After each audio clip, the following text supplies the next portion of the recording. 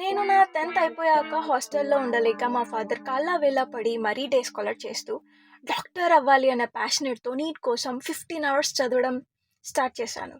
కానీ ఎలాగో చెప్పలేదు కదా! అది సెల్ఫ్ స్టడీ అనమాట. యూట్యూబ్‌లో చూస్తూ పెరిగాను.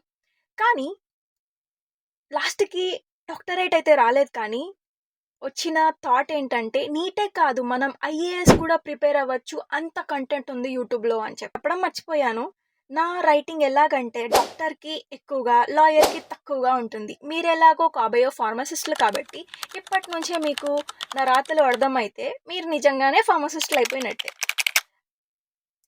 అండ్ మీరు చేసే ఆ వన్ డే బ్యాటింగ్‌లో నేను ఇంకో బ్యాట్ పట్టుకొని మరీ నిల్చుంటాను.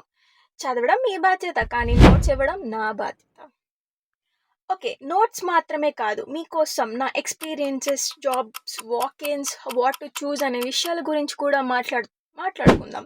అలాగే ఇంకో విషయం ఏంటంటే, మనకి బీఫార్మసీలో దొరికినంత ఈజీగా ఎంఫార్మసీ వాళ్ళకి కంటెంట్ దొరకదు. ఆన్సర్స్ రాయడానికి నేను మీకోసం కష్టపడి నోట్స్ వెతికి రాస్తాను. ఇకపోతే if you like you can stay tune to my pharma Behan. ఇంతవరకి మీరు 'బిగ్ బాస్'లో ఇల్లు పైన ఎలాగో కన్నేసి ఉంటారు కదా! మిగతా కన్ను నా ఫార్మా ఛానల్ పైన వేసి ఉండండి. టేక్ కేర్ ఫార్మా బాధితులారా. Bye bye.